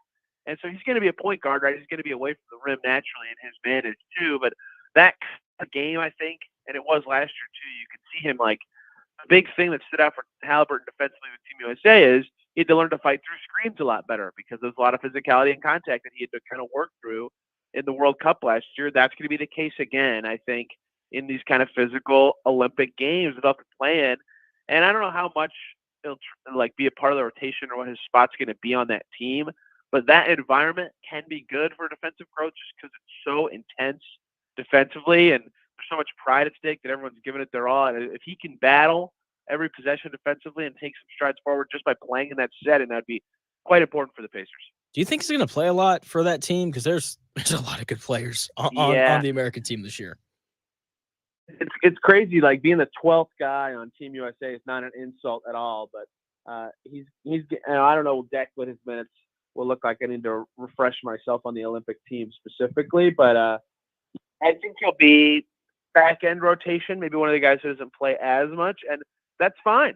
Clearly, we've seen from the Team USA Nike pipeline for years that they kind of go through eras and waves of who's on these teams, and this seems kind of like the last year of, for lack of a better term, the old guard with, obviously this is Steph's first Olympics, but Steph, AD, LeBron, that era of Team USA, and they're kind of getting the new class ready, and it certainly seems like between the World Cup and now this that Halliburton's a part of that. So maybe won't play a ton this time, but certainly could in future Olympics. And they'll have other guys, it sounds like Nembhard's playing for Canada. That's been made clear by Pacer stuff, and we'll see if more guys can get on. So I'm looking forward to the Olympics and seeing how that can help guys get better. The other thing is just the practices.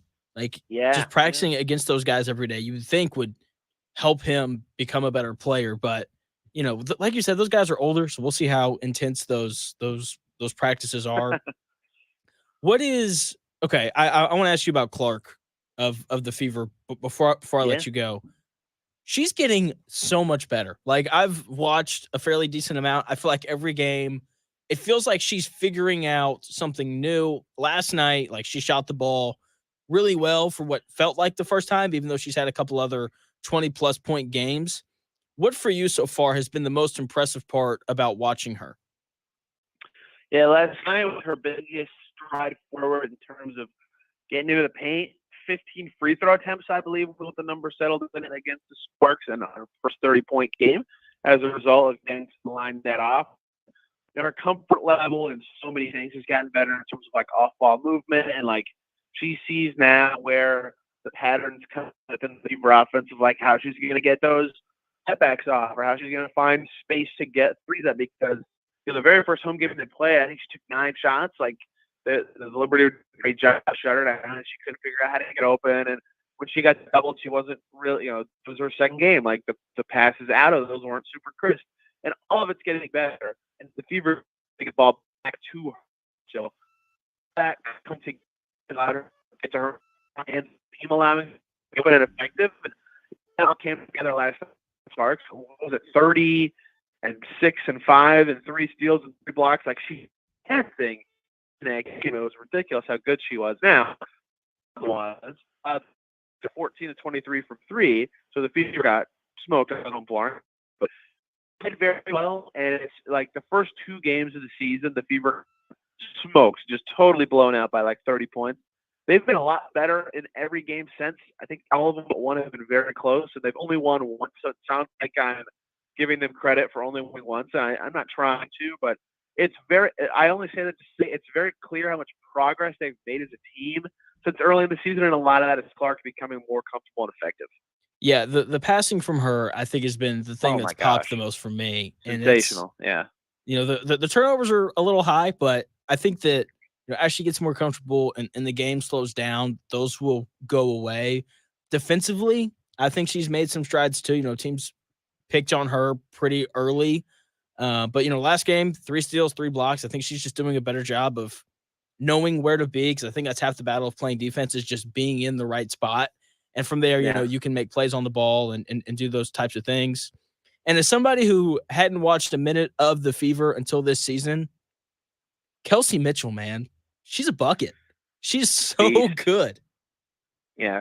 She, like in men's or women's basketball, to me is one of the fastest players with the ball, like in the sport. She just is such a blur, and she can turn that into threes so easily. She was an all-star last year. She should have been 2 years ago. She's a beast. And the 2 players I thought would really stand out and kind of help make Clark's transition easier were Mitchell and Leah Boston. And part of the reason I think the Fever have struggled a little compared to some expectations is that Mitchell was hurt to start the year and wasn't even starting games. And Boston, even by her admission last night, I just asked her straight up, hasn't played as well as she hoped and as well as she needs to. So you've seen them both be better recently. Mitchell's been a bucket, like you said. Leah's playing much better these last 3 or 4 games. I think now, with Clark getting more comfortable, you'll see some success from the Fever, but I said that like a week ago, and they're still 1-7, so we'll see what comes next. Hey, since the last time you said that, the Fever actually won a game, so we're trending in the right direction. You weren't entirely wrong. We did see more success. That's right. Tony, thank you for your time, man. It is always it's been a pleasure talking to you about the Pacers all year. Hopefully we can keep this up, talking about Clark and the Fever throughout their season, and we can celebrate when Siakam signs that max contract, because I don't think he's going anywhere. Yeah, well, you got it. We'll figure it out. Sounds good. Thanks for coming on, man. No problem. Take care. That is the great Tony East of Locked On Pacers. Just great guy, knows what's going on. He's very much in the loop. He's around the Pacers all the time, so we love having him on and getting his insight. Speaking of insight, no, I'm not. I was about to say something a little on the edge there nope, let's not say that.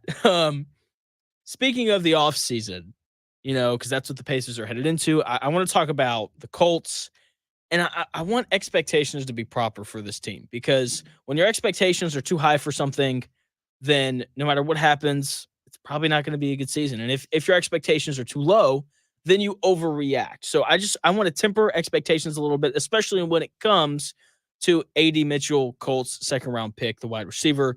I'm going to temper those expectations when we come back here in about 4 minutes. Holiday World and Splash and Safari, our family loves you. But look, I'm trying to teach my kids there's nothing free in life. And then we get here and there's a lot that's free. Parking, sunscreen, soft drinks. We love water coasters like Mammoth, the new family coaster Good Gravy, and 500 drones lighting up the sky. But the whole ride home, all I hear is...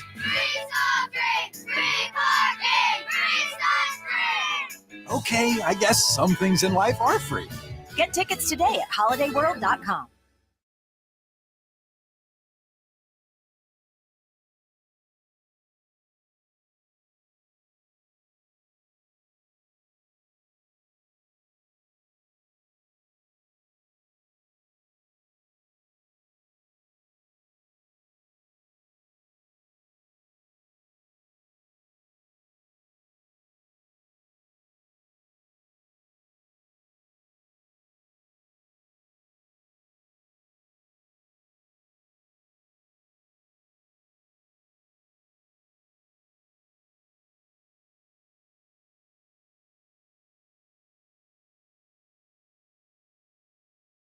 With Yamaha boats, you can dare to explore the water in all new ways through a combination of ambitious design, exhilarating performance, and inspired craftsmanship. Yamaha boats leverage 65 years of Yamaha marine heritage to power your boating passion. So please contact our friends at Just Add Water Boats. Go to justaddwaterboats.com. They can make all your boating needs and dreams come true.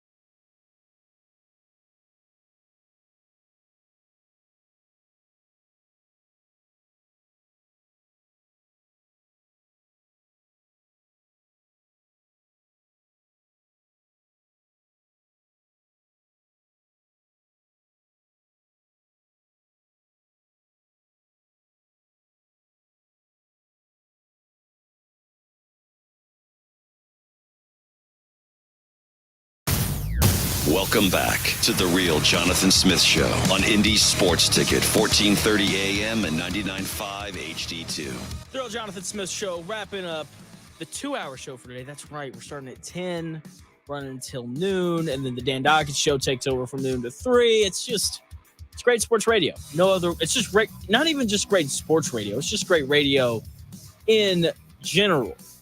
Just is. It's, like if you were to compare Indy Sports Ticket and the Indianapolis Colts, like in terms of just the product, Indy Sports Ticket heads and shoulders above it.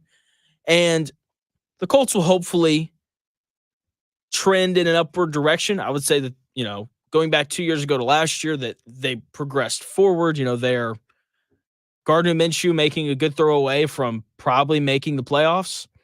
And I think the expectation this year is Anthony Richardson should be better than Gardner Minshew. So the Colts should make the playoffs this season. And that is not, a far-fetched possibility. This is not an incredibly tough schedule once again for the Colts. And so the expectation of them to make the playoffs is fair. And there's an expectation for Anthony Richardson to make a leap, not from me, not from Dan, but from, some national media people. And something that I've noticed is that whenever people discuss Anthony Richardson and how he's going to ascend into greatness this season, they always bring up Adonai Mitchell, A.D. Mitchell, the second-round pick out of Texas that the Colts took this season. So, what are people expecting from A.D. Mitchell? Okay, these past few seasons, we've seen an influx of wide receivers making immediate impacts in the NFL, but that's not normal. What Zay Flowers did for the Ravens last year isn't normal. What Puka Nacua did for the Rams last year isn't normal.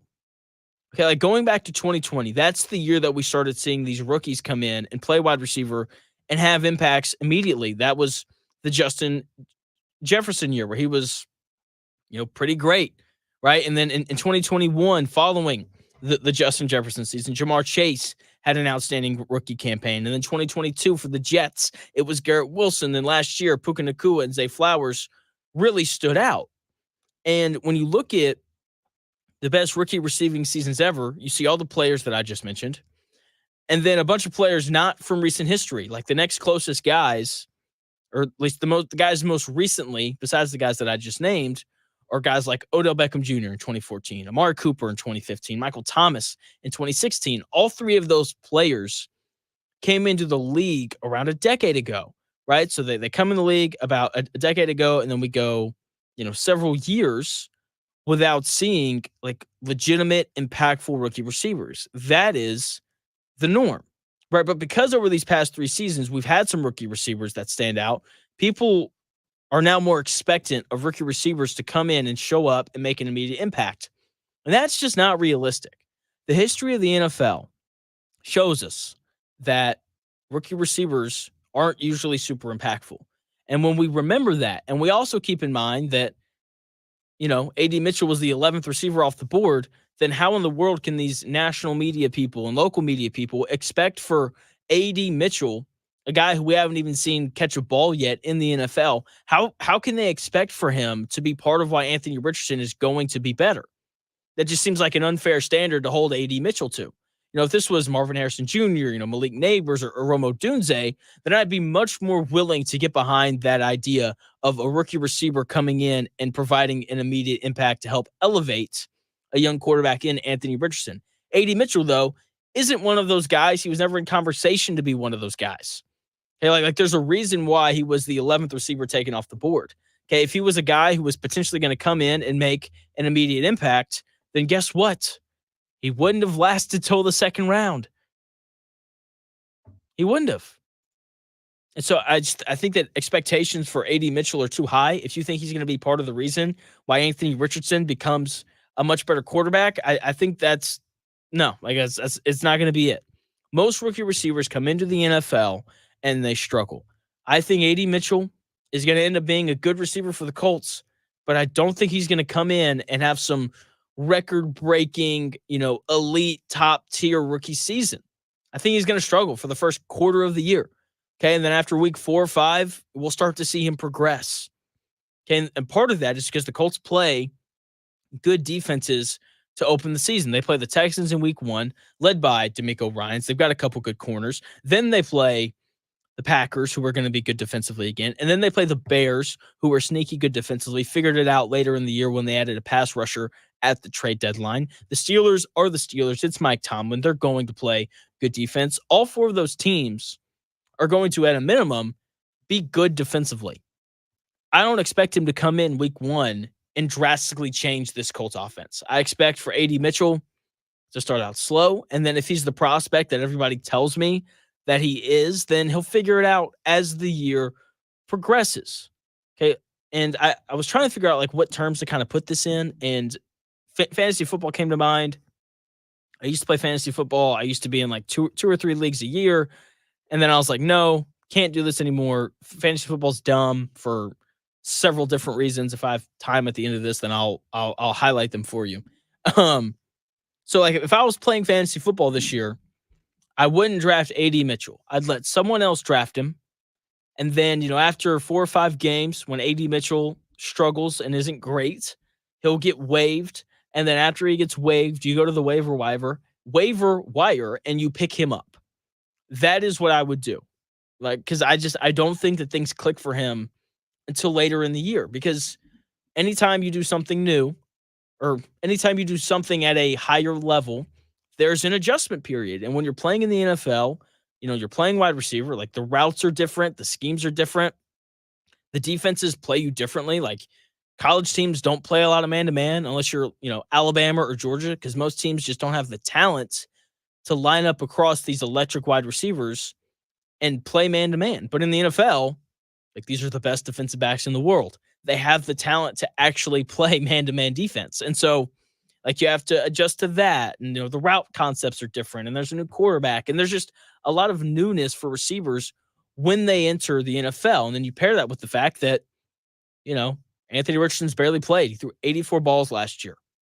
Like, that's not exactly going to help out Adonai Mitchell either. And that's the other thing. Like, when we look at receivers that have had outlier rookie seasons, like, they've played for quarterbacks that have at least been around for a while, right? Like Puka Nacua last year played with Matthew Stafford.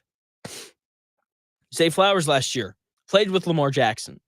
So it's very beneficial for these rookie receivers that come in to go out and struggle unless they're playing with a quarterback that's been around and is known as one of the better quarterbacks in the NFL. So, yeah, expectations for AD Mitchell need to be lowered. Really quickly before I go and I pass the mic to the great Dan Dockich, who will be on the air from noon to 3. Make sure you download that Indie Sports Ticket app so you can stream his show as well. Fantasy football is dumb, and it drives me crazy because for two reasons. Reason number one is I don't like watching my favorite team play and not feeling like I can root for them because I have a fantasy player on the other team. I don't like sitting down watching games and being like, oh, if the Raiders score here, I hope they throw it to Brock Bowers, and then getting upset that they didn't throw it to Brock Bowers. It ruins the experience for me a little bit. Here's the other thing, and the thing that really drives me crazy about fantasy football. People often equate fantasy football success to how good a player is, and it drives me nuts. I can't stand it. It drives me crazy because fantasy football is not real football. It's in the name. It's fantasy football.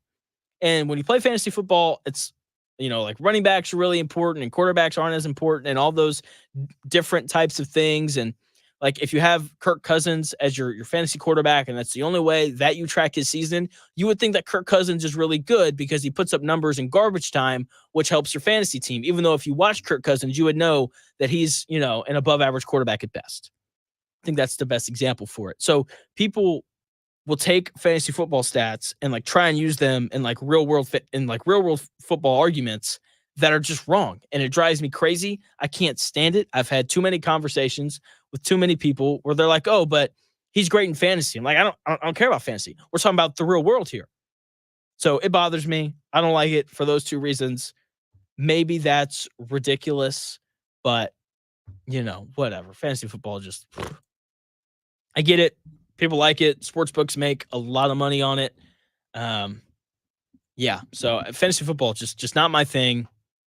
It used to be, like when I was in high school and stuff, I'd do it, but nah, I don't do that anymore. I like to live in the real world where real people where real people live and where quarterback play really matters. That's the football world that I like to be in. I don't like to be in fantasy land where I am dependent upon, Austin Eckler.